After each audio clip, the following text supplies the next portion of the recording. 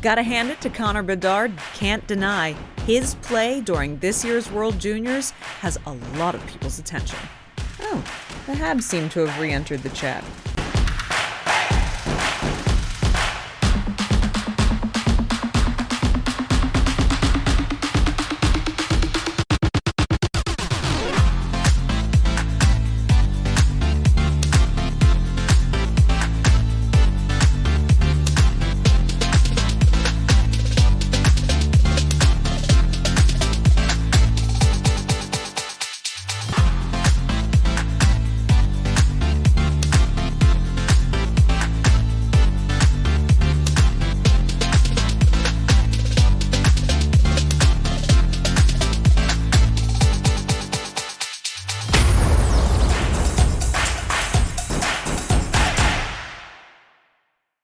Seven losses out of their last 8 games, including losing 6 out of 7 on the road. Whew. Welcome, everyone, to the Montreal Canadiens we kind of all expected to see back in September. We've got a lot to talk about today. Tap that subscribe button, hit the like button, hit the notification bell. Don't ever miss an episode of Habs Hockey Report, and let's get right to the Habs happenings.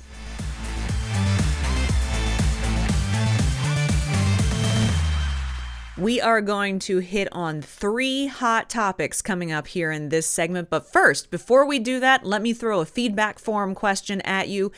Leave your answer to this question down in the comment section below, and I'll be sure to read your answers next week on the show. Now that we are in 2023, Happy New Year, by the way.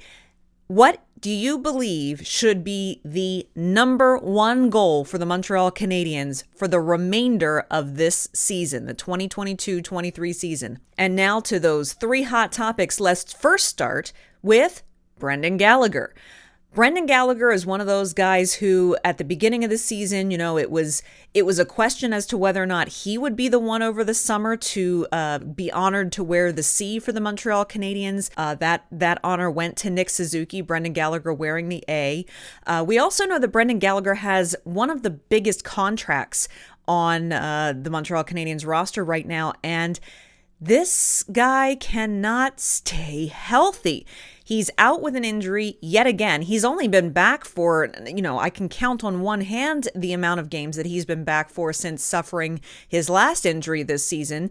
Wasn't this supposed to be the year that Brendan Gallagher got his game back, that Brendan Gallagher got healthy, had a good summer of rehab, felt good coming into training camp? But boy, Brendan Gallagher is just at a point that he doesn't seem to be able to stay healthy. And when he is healthy, for me, I saw a guy who had an even shorter temper than he normally does, doing some things that were pretty indisciplined, kind of losing the temper, playing with even a little more edge than he normally does, and that's not a compliment coming from me for Brendan Gallagher. He seems, what I believe to be, is very frustrated with how his year is going. And as this continues, if we can, we don't know yet how long Brendan Gallagher is going to be out with an injury. The injuries and the non-productiveness when he is playing, all of that is starting to become a bigger and bigger anchor on that massive contract that Kent Hughes and Jeff Gorton have to deal with now. I mean, that contract is already a big obstacle in the trade market. It's just, Brendan Gallagher's contract is starting to be a bigger and bigger issue, I think, for Kent Hughes and Jeff Gorton. And I wouldn't want to be the one to have to figure out what to do with it, particularly if Brendan Gallagher continues to get injured and continues to not produce much when he is playing. Number 2, we've got Connor Bedard. Congratulations, first and foremost, to Team Canada on a spectacular gold medal win. Czechia did not go away. You kind of knew they weren't going to go away. They weren't going to go quietly. And tying it up with just about 7 minutes left in the third period made for some very exciting hockey entertainment. Connor Bedard, however, you saw his interview on the ice afterwards. He very, very firmly said, I don't want to talk about myself. I just want to talk about the team. And while that is respectable, you can't deny how spectacular Connor Bedard was in this tournament. It really reignited everyone's excitement about what a generational player Connor Bedard has the potential to be once he is drafted into the NHL this coming summer. Coaches really, got reignited with their excitement about him. Scouts and GMs. I think every GM then kind of sat up again and said, "Oh, right. Like, we understand what this kid does when he's playing, in junior, but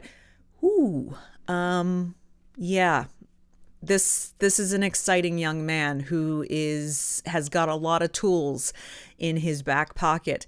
Oh, the race for Bedard has been on all year, but is there kind of a new battle for Bedard now? I said at the top of the show, the Habs have re-entered the chat. Well, the Montreal Canadiens could certainly use a player like Connor Bedard, and the Montreal Canadiens have lost 7 of their 8 last games. All of that shine that was going on for the first couple of months has definitely started to tarnish for the Montreal Canadiens as they find themselves slipping down in the standings. They are in the basement in the Atlantic Division. They are next to last in the Eastern Conference, and they are sitting at 27th place in the NHL. Arizona and San Jose are tied at 2 points behind them. The Flyers, for some odd reason, have gone on a bit of a winning streak lately, and they've opened up a pretty good 6-point gap right above the Montreal Canadiens. Can they fall all the way down to where Chicago is sitting at the bottom of the league? I think that's probably a stretch because they would have to lose the majority of the remainder of the season, and I don't think that's going to happen, but they're certainly making it interesting.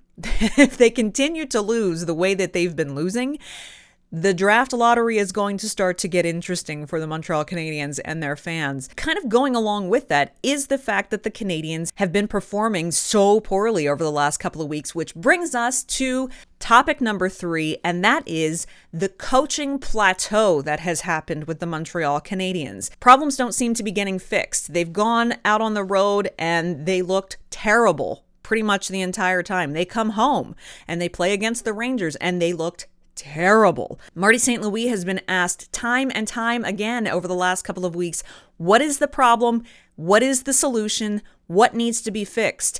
And this is the point where all of that feel-good energy that Marty St. Louis brought to the team when he first came on board last season and at the beginning of this season, all that gusto, all of that good energy, those good feels, that only gets you so far.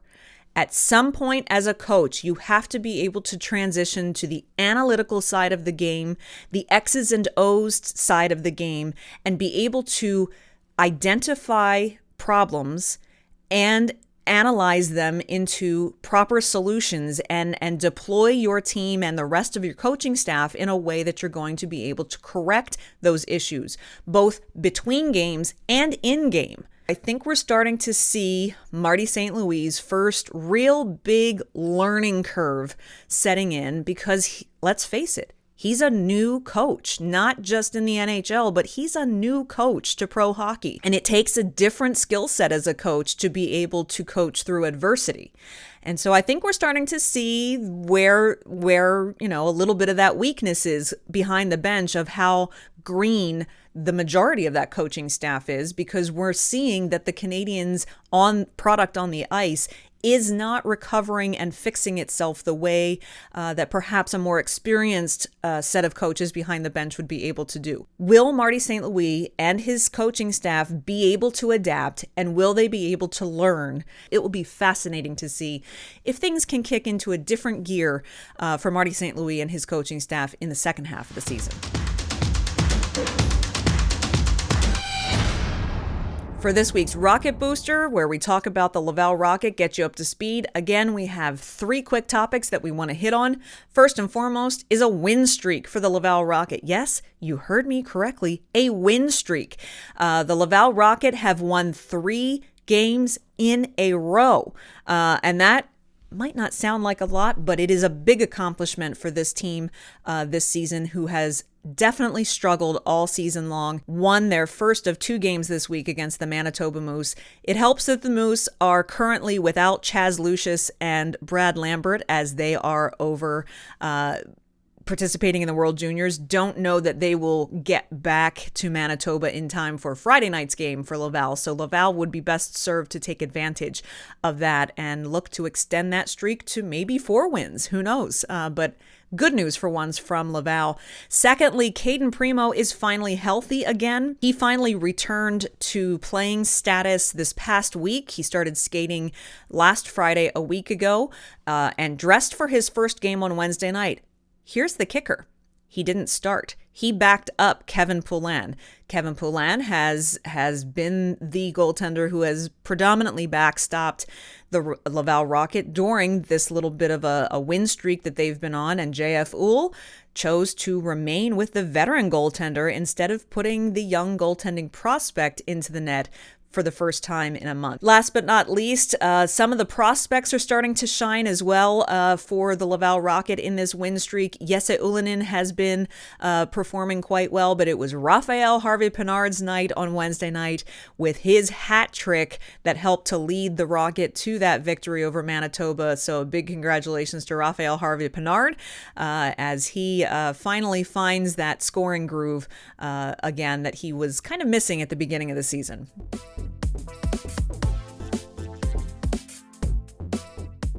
The Habs Fan Hub is the moment that we let you, our viewers, shine.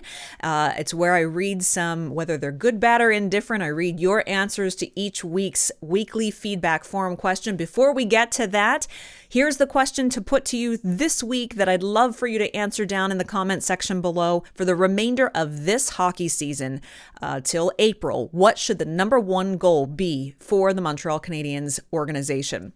Last week, since it was technically still kind of in between the holidays, I didn't have a formal question to ask all of you last week, but that didn't mean that some of you didn't have some pretty strong opinions on my topic last week, which was that Justin Barron deserves to get a shot and get a look on the Habs power play. Plenty of opinions about that, including Eb Ashford, who came right out and said, wrong.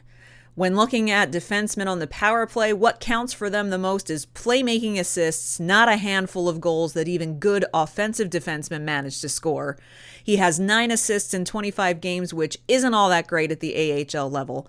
And he goes on from there talking about superstar franchise defensemen and so on and so forth. I will give Eb credit for 2 things. One, he was very definitive in his opinion. And 2, I never called him a superstar. I never said he was going to be the solution to the Habs power play. I simply said he has done a good job on a very bad Laval team on the power play. And so if this year is about development, then it would make sense to take a look at Justin Barron on the power play at the NHL level to see whether or not he could be a piece of the puzzle on special teams. That's what we love here at Habs Hockey Report. We like good, friendly debate. So thank you, Eb, for your comment. Center Heiss saying, Barron deserves a chance on the power play, but so should Xhekaj and Guhle. Just look at the few times Xhekaj's been given the chance he's produced. Imagine if he was getting regular time on it.